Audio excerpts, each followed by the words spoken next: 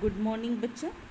आपको जो fire insurance पढ़ा रहे थे उसमें आपको एक टाइप्स पढ़ा रहे थे, और टाइप्स में आपको हमने कहा था कि फायर इंश्योरेंस के जो टाइप्स हैं वो 3 तरीके के टाइप्स होते हैं: on the basis of indemnity, on the basis of stock और on the basis of risk covered. तो उस दिन हमने आपको on the basis of indemnity पढ़ा दिया था। आज जो आपको पढ़ना है वो है floating policy.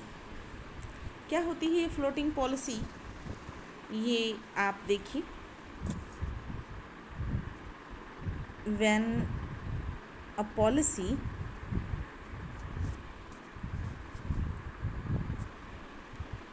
when a policy covers loss by fire caused to property belonging to the same person but located at different place under a single sum and for one premium is called a floating policy. ये हम उस दिन भी शायद बताए थे आपको, लेकिन आज फिर से बता रहे हैं। चल बीमा पत्र विशिष्ट प्रकार के संस्थानों यथा यात्रा कंपनियों, सर्कस, नाट्य मंडलों, नीलामकर्ताओं आदि के लिए विशेष रूप से उपयुक्त रहते हैं। इस प्रकार के संस्थानों का माल प्रमुख कार्यालय विभिन्न गोदामों, स्टेशनों, बंदरगाहों एवं ये हम उस दिन भी बताए थे आपको एवं विभिन्न नगरों में रहता है। माल या संपत्ति जो कि विस्तृत भौगोलिक क्षेत्र में विभिन्न स्थानों पर रहती है के लिए एक चल बीमा पत्र लिया जाता है, जिसको फ्लोटिंग पॉलिसी कहते हैं। और floating policy are always subject to an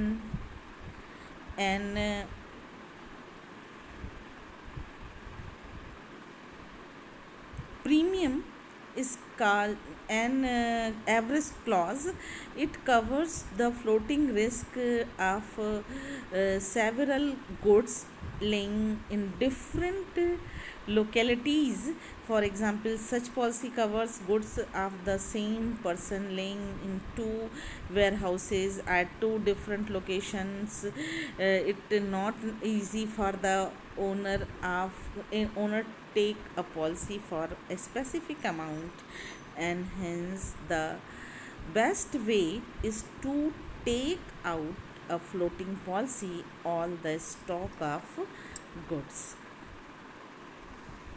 निर्धारित अवधि में बीमित वस्तु को आग से क्षति होने की दशा में बीमाकर्ता पक्षकार क्षतिपूर्ति के लिए उत्तरदायी होता है। बच्चों, इसी के बाद नेक्स्ट है, देखिए नेक्स्ट क्या है। On the basis of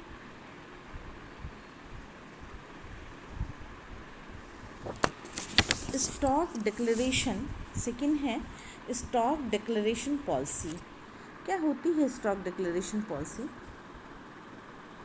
this policy is taken for covering the loss for maximum expected value of stock in case where great fluctuations in the value can happen during the contract period, usually for 1 year. For such policy, 75% of the premium has to be deposited by the policy holder in advance. The maximum liability of insurance company is specified in the policy by the insured. At the end of year, the average stock and final premium is calculated, and if it is less than already paid, the excess amount paid as premium is refunded to the policy holder। बच्चों, declaration policy जो stock declaration policy है उसमें इस प्रकार के बीमा पत्र के अंतर्गत बीमित पक्षकार 1 वर्ष की अवधि तक उसके पास रहने वाले अधिकतम अनुमानित राशि का 75% अस्थायी प्रीमियम चुकाकर बीमाकर्ता पक्षकार से बीमा करवा लेता है। तत्पश्चात बीमित प्रत्येक माह उसके पास रहने वाले वास्तविक स्टॉक का मूल्य बीमाकर्ता पक्षकार को सूचित करता रहता है। 12 महीनों के घोषित मूल्यों को जोड़कर औसत स्टॉक का मूल्यांकन कर लिया जाता है और इसी के आधार पर प्रीमियम की दर को निर्धारित किया जाता है।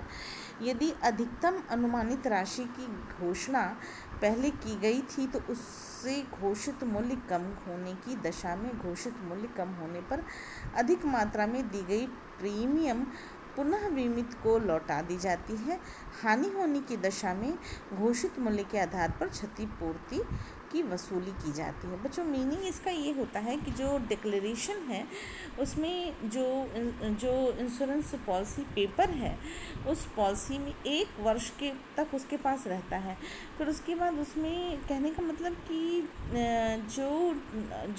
जो लॉस होने वाला है स्टॉक का उसको पहले ही से इवेल्युएट कर लिया जाता है और उसके बिहाफ पर डिक्लेरेशन होता है कि कितना परसेंट जो है 75%, 55%, 60%, कितने परसेंट जो है वो इंश्योर्ड पर्सन को क्लेम मिलेगा। तो जो क्लेम मिलना है, जो क्षतिपूर्ति, जो कंपनसेट डैमेजेस जो कंपनसेट करना है, जो क्लेम मिलना है, वो उसका भी एक इंश्योरेंस पॉलिसी पर पेपर पर पहले से ही डिक्लेरेशन होता है।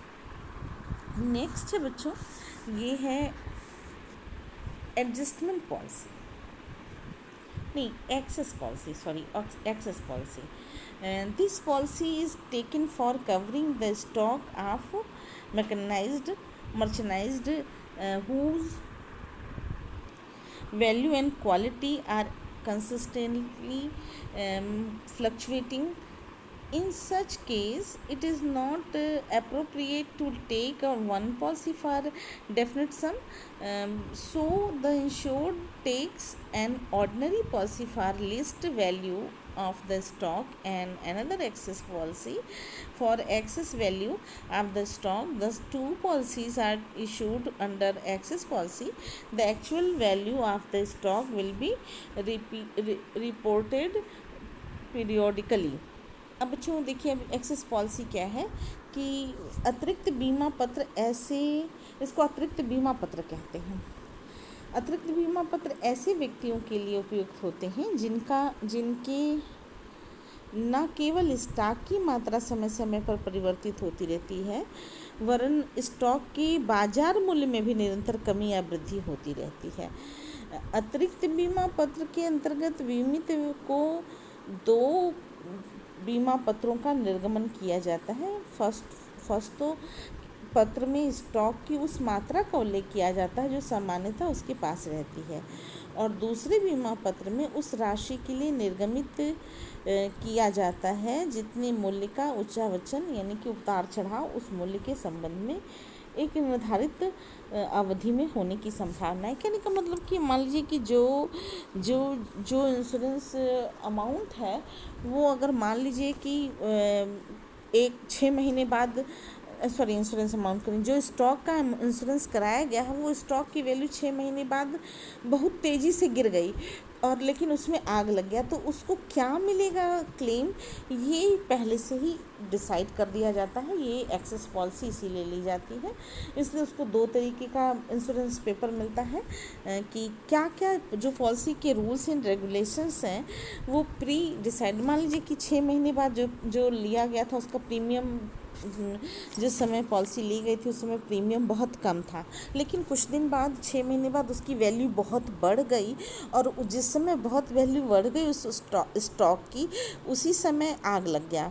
तो उस समय इस बढ़े हुए जो रेट जितना बढ़ गया उसके हिसाब से प्रीमियम तो उसने कम पे किया था तो उसके हिसाब से उसको क्लेम कंपनसेट किया जाएगा, उस डैमेजेस कंपनसेट किया जाएगा या जिस बिहार पर उसने प्रीमियम जमा किया। तो ये पहले ही से एक्सेस पॉलिसी लेते समय पहले ही से डिसाइड होता है कि किस बिहार पर दिया जाएगा, क्लेम को कंपनसेट किया जाएगा। फिर बच्चों जो नेक्स्ट है वो है मैक्सिमम, एक्सेस पॉलिसी के बाद है maximum value with discount policy. Maximum discount policy भी एक बहुत इम्पॉर्टेंट पॉलिसी है बच्चों, और अधिकतम maximum value with discount policy इस प्रकार का जो बीमा पत्र होता है उसके अंतर्गत बीमित पक्षकार स्टॉक की ऐसी अधिकतम मात्रा तो उसके पास एक निर्धारित अवधि की में रहने की संभावना हो जिस उसका बीमा करवा लेता है। बीमाकर्ता पक्षकार वर्ष के अंत में भुगतान की गई प्रीमियम का 1/3 भाग उपहार के रूप में बीमित पक्षकार को वापस कर देता है। बच्चों देखिए, ये मैक्सिमम वैल्यू पर जो है एक डिस्काउंट मिलता है। कैसे? ऐसे this policy is taken for covering the maximum probable value of the stock. मान लीजिए कि अच्छा बता दो, stock to be retained during the specific period under this policy 1/3 amount of the premium already paid is refunded to the insured on maturity of the policy. This policy is intended to cover the risk for maximum amount. It means कि जो बीमा करा रहा है व्यक्ति वो अपने stock का मैक्सिमम कंपनसेशन डैमेजेस कंपनसेट कराने के लिए मैक्सिमम वैल्यू देता है बीमा कंपनी को। तो और कोई उसको अगर कभी उसको कोई फायर से लॉस नहीं हुआ तो उसका पैसा कैसे रिकवर होगा? तो बीमा कंपनी क्या करती है कि उस पर्सन को एक स्पेसिफिक 1/3 मतलब जितना उसने जमा किया, मान लीजिए उसने 1 लाख रुपए जमा किया है तो 1/3 का मतलब हो गया 35,000। 1 लाख रुपए का है तो 35,000 1/3 जो है उसको रिफ़ंड कर देती है, एक तरीके का उपहार देकर के रिफ़ंड कर देती है। ये आपको बच्चों समझ में आ रहा होगा। फिर नेक्स्ट इसी का एक पॉइंट है, ये आपको मैं पाँचों बताई। अब नेक्स्ट है कि on the basis of risk covered भी बहुत इम्पॉर्टेंट है। इसमें सबसे पहले आता है schedule policy.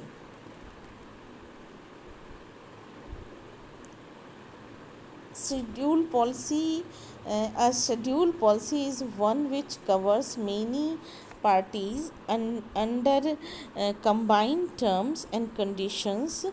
Particulars of the properties and their individual rates of premium are listed in same policy only for the convenience of the policy holder. फिर है स्टैंडर्ड फायर पॉलिसी मीन्स होता है कि this policy is taken for securing compensation on all direct losses or damages caused by lighting and burning। ठीक है, such policy also covers damages and losses by other unforeseen events such as earthquake, flood, explosion, cyclone and riot मतलब कि कोई युद्ध का स्थिति हो जाए या कुछ इस तरीके का चीज़ हो जाए जिसमें कि बीमा कंपनी जो है एक स्टैंडर्ड फायर पॉलिसी भी देती है, और उस स्टैंडर्ड फायर पॉलिसी में कोई अचानक से कोई घटना घट गई या कोई भी इस तरीके का जो लॉस हुआ जो कि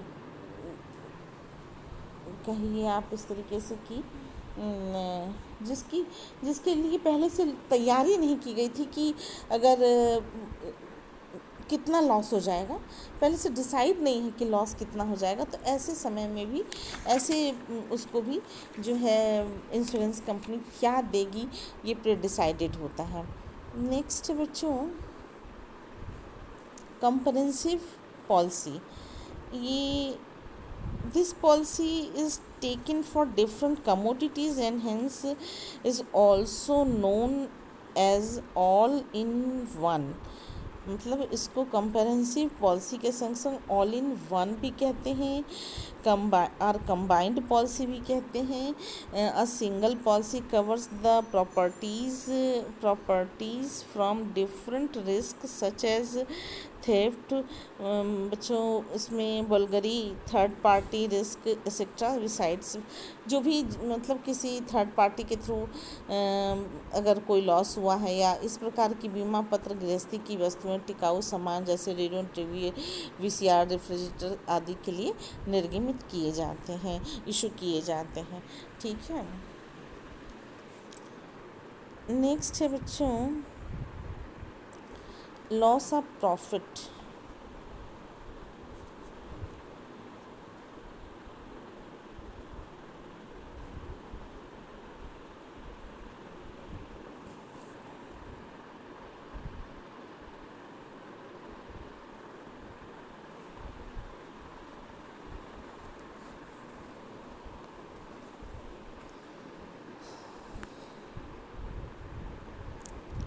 This is also known as consequential loss policy. It is seen that the insured sufferer a greater financial loss, be dislocation of business for repair or maintenance after fire. बच्चों ये लॉस ऑफ प्रॉफिट पॉलिसी, इसकी meaning ही ये होती है कि अगर loss हो गया और जब जो लॉस हुआ वो कितना लॉस हुआ, उसमें क्या क्या चीज़ें गई उस लॉस से, ये कॉन्सिक्वेंशियल लॉस पॉलिसी होती है कि मतलब बीमा वस्तु के विषय वस्तु के को अग्नि द्वारा हानि पहुंचने पर क्षतिपूर्ति बीमाकर्ता पक्षकार को दी जाती है, और अग्नि से बीमित विषय वस्तु को पहुंची हानि स्पष्ट रूप से अगर दृष्टिगोचर होती है, किंतु इसे अतिरिक्त व्यवसायी वर्ग को अनेक अप्रत्यक्ष तथा अनुषंगिक हानियाँ भी होती हैं, यानी कि जुड़ी हुई हानियाँ, अनुषंगिक का मतलब जुड़ी हुई हानियाँ होती हैं। तो ऐसे सिचुएशन में इंश्योरेंस कंपनी किस तरीके से लॉस को, जैसे कहने का मतलब कि आग लग गया, अब बच्चों आग लग गया तो जो डैमेज तो हुआ सो हुआ, बिल्डिंग डैमेज हो गई, फैक्ट्री मशीन जल गई, तो जितने दिन में मशीन जल गई नई मशीन आएगी बनेगी तो मज़दूर बैठा रह जाएगा, मज़दूर को मज़दूरी देना है। अगर कोई प्रोडक्शन नहीं हुआ, कोई सेल नहीं हुआ, लेकिन मकान का वो फैक्ट्री का किराया देना है, बिजली का बिल देना है, तो ये सारी चीज़ें जो हैं लॉस के फायर के आफ्टर जो है जो सेपरेटली सफ़र करता है उसको बोलते हैं कॉन्सिक्वेंशियल लॉस पॉलिसी। ठीक है, ये आपको समझ में आ गया होगा। इसको अनुषंगिक हानि बीमा पत्र भी कहते हैं। इसमें एक आग लगा, उससे जो लॉस हुआ, जो भी डैमेजेस हुआ, वो तो डायरेक्टली कंपनसेट हो जाता है लॉस, लेकिन जो आग लगा और जो भी कुछ ऐसे लॉसेस भी होते हैं, कुछ ऐसे भी लॉस दिखाई पड़ जाते होते हैं जो कि इनविजुअल और इनडायरेक्ट होते हैं। अब मज़दूर कोई प्रोडक्शन नहीं कर रहा है, लेकिन चूंकि मज़दूरी कर रहा है, चूंकि नौकर आपका है तो आपको पेमेंट देना ही होगा। कोई मज़दूर काम करते करते बाई फायर लॉस कर वो कुछ उसको कोई डैमेजेस हुआ तो उसको कंपनसेट करना है। तो ऐसा कि मतलब सस्टेन ये जो है कहिए कि thus the policy covers the loss of profit which sustains as a consequences of fire. Consequence of fire कहने का मतलब ये है कि जो लॉस जो फायर से लॉस हुआ उस लॉस को तो डायरेक्ट देखा जा रहा है, उस लॉस के बिहाफ पे जो लॉस होता है जो कि इनडायरेक्टली होता है और इनविजुअल होता है, दिखाई नहीं पड़ता है, पर वो पार्टी को जो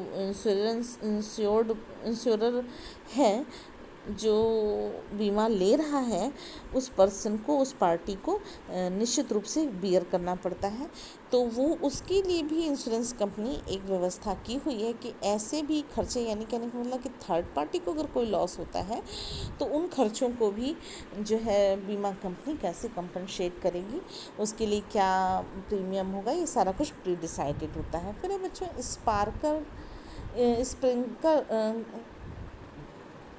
sprinkler leakage policy. Sprinkler leakage policy जो होता है उसको बोलते हैं छिड़काव यंत्र रक्षण बीमा पत्र। बच्चों क्या होता है ये देखिए, this policy covers loss to the property arising out by the leakage of liquid और water besides if fire take takes place and in the course of fire fighting water is spread forci- forcibly, which causes any loss of properties is also covered in this policy. कहने का मतलब कि बड़ी बड़ी औद्योगिक इकाइयों में आग लगने की स्थिति में तत्काल रोकथाम के लिए दीवारों में पाइप लगा दिए जाते हैं। ये पाइप जगह जगह पर दीवारों के बाहर निकले हुए होते हैं तथा इनका थोड़ा भाग खुला रहता है, तो इसे संपूर्ण प्रणाली का संबंध एक जल भंडार से होता है। आग लगने पर यह प्रणाली चालू कर दी जाती है। जिस स्थान पर पाइपलाइन को खुला रखा गया है वहाँ से तेजी से पानी का छिड़काव होने लगता है। सामान्यतः अग्नि से बीमित विषय वस्तु को क्षति पहुँचने पर उसकी क्षतिपूर्ति बीमाकर्ता पक्षकार करता है, किंतु इस यंत्र से तेजी से पानी का छिड़काव होता है, तो ऐसी दशा में बच्चों देखिए, जब छिड़काव करता तो ऐसी दशा में अनेक वस्तुएं पानी की तेज धार से प्रभावित होकर क्षतिग्रस्त हो जाती हैं। तो छिड़काव यंत्र रक्षण बीमा पत्र इस जोखिम से बीमित पक्षकार को सुरक्षा प्रदान करता है। नेक्स्ट बच्चों, स्पार्कल के बाद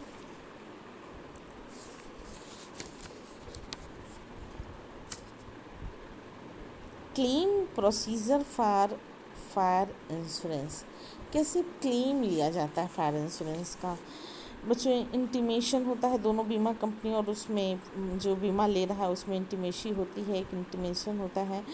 फिर है फर्निशिंग ऑफ रिक्विजिस्ट डॉक्यूमेंट्स, जो प्रपोजल्स हैं, जो रिक्विजिस्ट डॉक्यूमेंट्स हैं, वो सब देख ताक होता है। फिर नेक्स्ट है वेरिफिकेशन ऑफ क्लेम। मान लीजिए लॉस हुआ है 1,00,000 रुपए का और वेरिफिकेशन केवल 40,000 रुपये का हुआ, तो 60,000 लॉस कौन बियर करेगा? जबकि पक्षकार जो है वो बीमा कंपनी को लगातार प्रीमियम दे रहा है और 100% स्टॉक के डैमेजेस पर को कंपनसेट कराने के लिए, तो इसका भी वेरिफिकेशन होना चाहिए कि क्लेम का क्या लेवल है, क्लेम कितने परसेंट कंपनसेट किए जाएंगे, डैमेजेस कितने परसेंट कंपनसेट किए जाएंगे, ये सारा कुछ भी डिसाइड होना चाहिए। पहले ही से होता है बीमा कंपनी में कि क्लेम कैसे भरा जाएगा। Claim for provided by the insurer is return by the insured after filled in daily signed declaration given in the form as to truthfulness and accuracy of the information। बच्चों, आपको समझ में आ गया होगा कि कैसे वेरिफिकेशन होगा। वेरिफिकेशन करेगा कौन? भी हो सकता है इंश्योरेंस कंपनी कुछ बता रही हो और हुआ कुछ लॉस हुआ, तो या कह लीजिए कि जिस पर्सन का लॉस हुआ कुछ लॉस और है और बता कुछ और रहा है, क्लेम कुछ और मांग रहा है, तो इसका वेरिफिकेशन भी, इस क्लेम का भी वेरिफिकेशन होना ज़रूरी है। 4th पॉइंट इसी का है बच्चों, फाइनल सेटलमेंट ऑफ क्लेम। और जो 3rd है, जो है लास्ट है, वो है फाइनल सेटलमेंट ऑफ क्लेम।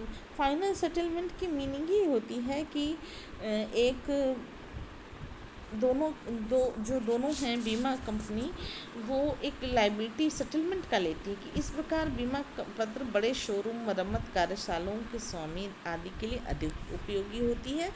जब तक वाहन और उसके स्वामियों को सुपुर्द नहीं किए जाते हैं तब तक व्यवसाय की जोखिम बनी रहती है। इस प्रकार बीमा पत्र में वाहन के स्वामी को वाहन की सुपुर्दगी तक जोखिम को सम्मिलित किया जाता है। बच्चों ये आपको क्लियर हुआ। और final settlement of claim after satisfying as genuine claim on the basis of the claim form and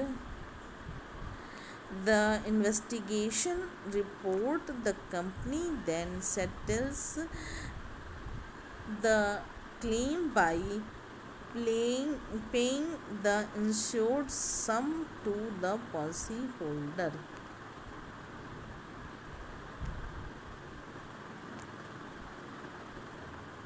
बच्चों ये आपको फायर इंश्योरेंस ख़त्म हुआ। अब आपको नेक्स्ट टॉपिक पढ़ाऊँगी। बच्चों आपको आपको कुछ क्वेरीज नहीं हो रही हैं, आप मन में बैठा चुके हैं कि एग्ज़ाम नहीं होगा, इसलिए बिल्कुल निश्चिंत रहिए, एग्ज़ाम हर हाल में होगा। भले ही होने का तरीका कुछ और हो, लेकिन एग्ज़ाम होगा ही होगा। इसलिए जो आपको बता रही हूँ वो सारा पढ़ना शुरू कर दीजिए बच्चों, और हमसे पूछिए कि ये क्या हुआ, कैसे होगा। ठीक है बच्चों, बस इंश्योरेंस कंपनी का 1-2 टॉपिक और बचा है, वो भी कंप्लीट करा कर सेकेंड यूनिट पे आ जाऊँगी। ओके बच्चों।